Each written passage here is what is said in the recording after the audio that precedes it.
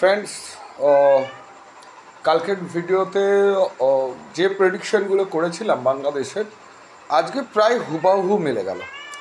And বাংলাদেশের এই ইনসিডেন্টের সাথে অনেকেই বলছেন ভারতবর্ষের কোনো মাথা ব্যথা নেই, এক্সেট্রা এক্সেট্রা। বিভিন্ন টিভি চ্যানেলগুলো বিভিন্নভাবে তারা প্রকাশ করছেন। কিন্তু আমি বলবো যে ফাইন্যান্সের স্টুডেন্ট হিসেবে বাংলাদেশের এই ইনসিডেন্টে, হ্যাঁ অবশ্যই আমাদের মাথা ব্যথা নেই, বাট আমাদের মাথা ব্যথা দুটো সেক্টর। একটা হচ্ছে economic policy and second sector সেটা হচ্ছে স্ট্র্যাটেজি। অর্থাৎ আমি একটু বিষয়টা খুলে বলি যে যারা বিজনেস করুন বা বিজনেস ম্যানেজমেন্টে, বা আমি চাণক্য নিয়ে কথা বলছিলাম, চাণক্য নীতি নিয়ে কথা বলছিলাম, চাণক্য অর্থশাস্ত্র নিয়ে কথা বলছিলাম। দেখুন, অরিজিন অফ ইকোনমিক্স, এটার রুট যখন আমি বলছি, আমি অ্যাডাম স্মিথ নিয়ে এবার শুরু করব, চাণক্য নিয়ে আরও কয়েকটা এপিসোড করব। বিষয়টা খুব সংক্ষিপ্ত করে বলি। আপনি বিজনেস করছেন বা আপনি দেশ চালাচ্ছেন, আপনি একটা এথিক্স মেনে, অবশ্যই বিজনেস করতে গেলেও একটা এথিক্স মেনে চালাতে হয়, এবং দেশ চালাতে গেলেও একটা এথিক্স মেনেই দেশটা চালাতে হয়। কিন্তু আপনার কম্পিটিটর, আপনাকে সবসময় খেয়াল রাখতে হবে আপনার যিনি কম্পিটিটর, তিনি ঠিকঠাক বিজনেস করছে না, তিনি এমন কিছু ষড়যন্ত্র করছে যেটা আপনি বিপদে পড়তে পারেন। চাণক্য নীতির এরকম বহু ঘটনা আছে যেগুলো পরবর্তীকালে বলবো। তার আগের মেইন ফোকাসটাই আজকে আসি যে শেখ হাসিনা আজকের যে ঘটনাটা হলো আর কি, তার একটা আঁচ আমি কালকেই বলে দিয়েছিলাম যে যেভাবে ঘুড়িগুলোকে সাজানো হয়েছে এবং সৈন্যবাহিনীর প্রধান তিনি যে উক্তি করেছিলেন,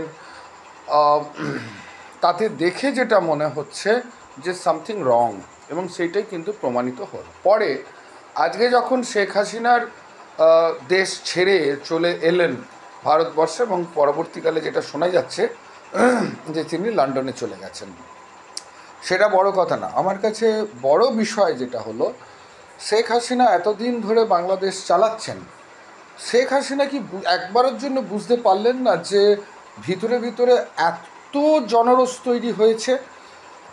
আমরা বিভিন্ন টিভি চ্যানেল, টিভি মাধ্যমগুলো অনেক কিছু কথা বলছে যে জিহাদিরা এসে আক্রমণ করেছে, এক্সেট্রা এক্সেট্রা, অনেক কিছু ব্যাপার বলছেন।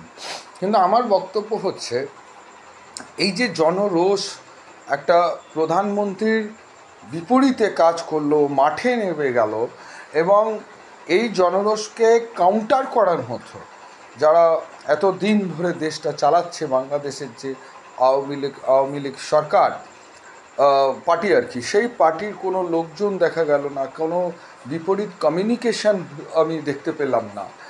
তার মানে বোঝাই গেল যে এই যে অপোনেন্ট, অর্থাৎ জেহাদিরা যাদের বলা হচ্ছে, বা বিএনপি যাদের বলা হচ্ছে, এরা যে অপোনেন্ট যে এতটা ভেতরে ভেতরে সক্রিয় হয়েছিল এই মুভমেন্টটা করার জন্য, তাদের স্ট্র্যাটেজি কেন ধরতে পারলেন না শেখ হাসিনা?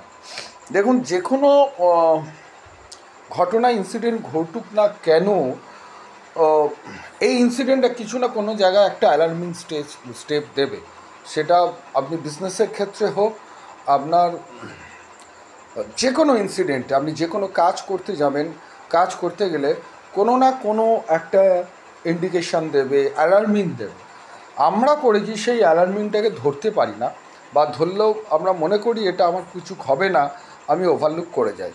এবার আসুন আমি আপনাদের বলি যে কী অ্যালার্মিং ছিল। অ্যালার্মিং ছিল ওদের দেশের যে প্রধানমন্ত্রী নির্বাচনের যে ইলেকশন, সেই ইলেকশনটাই ছিল অ্যালার্মিং স্টেট ছিল শেখ হাসিনার ক্ষেত্রে। আমি বিভিন্ন এই ঘটনার পর এই প্রেক্ষাপটটা খুঁজতে শুরু করলাম যে তাদের ডিমান্ড, তাদের দাবি কী ছিল, এত জনরোষ কেন হলো।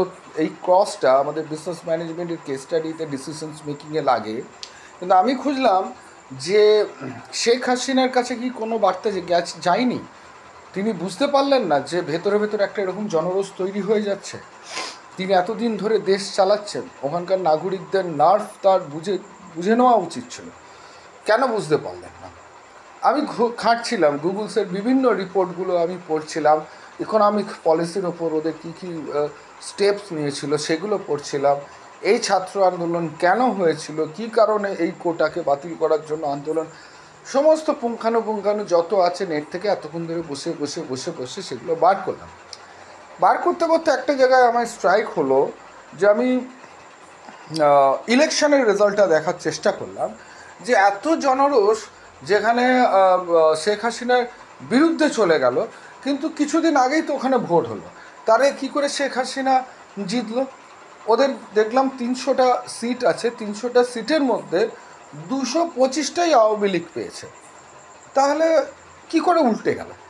পরে দেখলাম যে শেখ হাসিনার বিপরীতে যারা ছিলেন, ন্যাশনাল পার্টি যেটা ওদের আছে, সেই বিএনপি যেটা ওদের, সেই পার্টি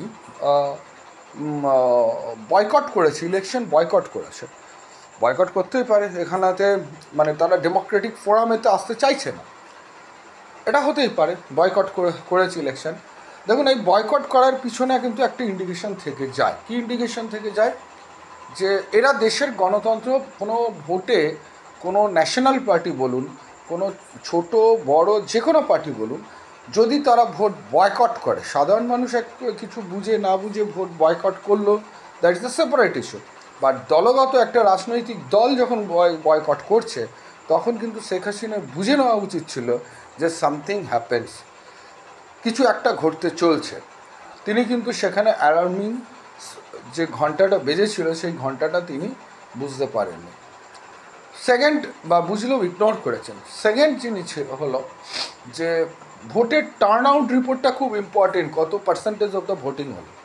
শেখ হাসিনা 225টা সিট পেয়েছিলেন, যেখানে ভোটের টার্ন আউট দেখলাম ওদের 80%-এর মতো ভোটের টার্ন আউট থাকে, সেখানে ভোটের টার্ন আউট এসে গিয়েছিল 40%-এ। এটা কিন্তু মারাত্মক একটা ইন্ডিকেশন দিয়ে দিয়েছিল যে তার মানে শুধু শেখ হাসিনাকে 40% ভোটের টার্ন আউটে শেখ হাসিনা প্রত্যেকটা জায়গা থেকে জিতেছিল, বাদ বাকি তার মানে 40% মানুষ কিন্তু ভোট দেয়নি। তার মানে সামথিং রং, কিছু একটা হচ্ছে। মানে বিরোধী পার্টি যে ভোট বয়কটের দাবি দিয়েছে, সেই বয়কটের সাথে মানুষ কিন্তু যুক্ত হয়ে গেছে। তো সেকেন্ড টাইম আমি এবার খুঁজতে শুরু করলাম যে কেন এত জনরোষ হলো। আমি ওদের ইকোনমিক্স অ্যানালাইসিসগুলো আমি দেখছিলাম দেশে, যে ধারাবাহিকভাবে ওদের জিডিপি গ্রোথ পড়তে শুরু করছে। বিষয়টা হলো জিডিপি দিয়ে সব কিছু বোঝা যায় না, ইনকাম ইন্ডেক্স, অনেক কিছু ফ্যাক্টর আছে, এবং কিছু কিছু রিপোর্ট যেগুলো গভর্নমেন্ট থেকে পাবলিশ করা হয় কিছু কিছু ক্ষেত্রে বায়াসড থাকে। তো শুধু বাংলাদেশের রিপোর্ট আমি দেখিনি, অন্যান্য দেশগুলোর যে সোশিও ইকোনমিক স্টাডি করেছে সেই রিপোর্টগুলো দেখছিলাম। তাতে কিন্তু একটা প্রত্যেকটা রিপোর্টেতে হয়তো পার্সেন্টেজ ভ্যারি করেছে, কিন্তু ডিক্লারেশনের দিকে যাচ্ছে, অর্থাৎ জিডিপি রেট ডিক্লারেশনের দিকে যাচ্ছে। এর অঙ্কটার কিন্তু একটা অন্য মানে থাকে ইকোনমিক পলিসিতে, সেটা হচ্ছে মুদ্রাস্ফীতি বাড়ছে, ইনফ্লেশন বাড়ছে, জিডিপি নিচের দিকে যাচ্ছে, অর্থাৎ এটা ধরে নিতে হবে সাধারণ মানুষের বাইং ক্যাপাসিটি কমে যাচ্ছে, সাধারণ মানুষের হাতে পয়সা নেই। এই যে ঘটনাটা, এবং বাংলাদেশের এই সাধারণ মানুষের কাছে পয়সাটা নেই, তার কিন্তু বড় প্রমাণ কিন্তু এই ইন্ডিকেশনগুলো দিয়ে দিচ্ছে। এবং তার যে ক্ষোভ, যেটা সেই ক্ষোভটাকে কিন্তু কাজে লাগিয়েছে জামাত বা বিএনপি। তাদের নেক্সট পলিসি কি হবে, ইন্টারিম গভর্নমেন্ট কীভাবে তারা তৈরি করবে, তারা কোন দিকে স্ট্র্যাটেজিক মুভমেন্টে যায়, সেটা অবশ্যই একটা বিশাল ব্যাপার। কিন্তু এই মুহূর্তে যে জায়গাটা গেছে, যে জামাত এবং বিএনপি একটা দলগতভাবে এবং একটা মাস মুভমেন্ট চালিয়েছে। ইন্টারেস্টিং বিষয় যেটা হলো, এই মাস মুভমেন্ট কিন্তু আজকের যে বিক্ষোভ, এটা একদিনও হয়নি, কয়েক বছর ধরে এই বিক্ষোভ, এই প্রিপারেশনটা নেওয়া হয়েছিল, যেটা শেখ হাসিনা বুঝতেই পারেননি। তার ভোটের রেজাল্টের, ভোটের ক্ষেত্রে কিন্তু একটা ইন্ডিকেশন ছিল, সেটাও ইন্ডিকেশনটা তিনি বুঝতে পারেননি। এবং অপোনেন্ট একটা প্রিপারেশন নিচ্ছিল যে আমরা এই কায়দাতেই শেখ হাসিনাকে জনরোষ করি, শেখ হাসিনাকে সরাবো, এবং ঠিক দিনকাল দেখে প্রথমে এই যে কোটাটাকে নিয়ে ছাত্র আন্দোলন দিয়েই এনক্যাশ করা হলো, ঠিক যেভাবে 71 সালে বাংলাদেশ স্বাধীন হয়েছে। এখন প্রশ্ন হচ্ছে এরা কি চায়, যারা আসছে তারা কি ইকোনমিক পলিসির বিশাল কিছু করে ফেলবে, বাংলাদেশ কি বিশাল কিছু এমন কিছু করে ফেলবে যাতে ওদের হাতে অর্থ আসবে? এই মুহূর্তে বাংলাদেশের যে পোটেনশিয়ালিটি, বাংলাদেশের যে অ্যাসেট আছে, এই মুহূর্তে অ্যাজ এ ফাইন্যান্সের স্টুডেন্ট হিসেবে বলছি, এই মুহূর্তে ওদের কাছে অপরচুনিটি খুব একটা নেই। ইনফ্রাস্ট্রাকচার ডেভেলপমেন্ট, শেখ হাসিনার বিভিন্ন ইন্ডিয়ার সাথে যে সমস্ত বিভিন্ন জনমুখী চুক্তি করেছিলেন, সেই চুক্তিগুলো যদি ফুলপ্রুফ করতো, বিজনেস যদি আরও বাড়াতো, একটা মাত্র উপায় যেখানেতে বাংলাদেশে ইকোনমিক গ্রোথ হওয়ার শুরু করতো। এবং রিসেন্টলি বাংলাদেশ নিজে কিছু স্যাটেলাইট, নিজে নয়, ভারতবর্ষের ইসরো বা ওরা ফ্রান্সের থেকেও কিছু হেল্প নিয়ে স্যাটেলাইট লঞ্চ করেছিল। কিন্তু বাংলাদেশের সবচেয়ে বড় বিপদ হলো করাপশান লেভেলটা বিরাট হাই। অ্যান্ড সবচেয়ে বড় বিষয় হলো যে ডেটা কালেকশন, স্যাম্পল বা স্ট্যাটিস্টিক্সের ক্ষেত্রেও, কালেকশনের ক্ষেত্রে Bangladesh is a very poor. তো বিষয়টা সেই জায়গাতে কোনো ডেটাই তাদের নেই, যেটা নিয়ে বারবার কি আর একটা কথাই বারবার এটা বলার বিষয়, যে এই যে বিজনেস করার আমরা করি, যেটা বারবার আমরা বলছি, কোনো কিছু না চিন্তা করে আমি স্টেপ ফেলি, আর তারই রেজাল্ট কিন্তু আজকে শেখ হাসিনার is a very big case study. So আজকের এটা খুবই ইন্টারেস্টিং ব্যাপার আমি শেয়ার করলাম, তোমরা সাবস্ক্রাইব করো। That is strategy making, decisions মেকিংয়ের ক্ষেত্রে যে একটা গভর্নমেন্ট চলছিল, এই ধরনের একটা আন্দোলন হতে পারে সেই আঁচ তাদের কাছে ছিল না।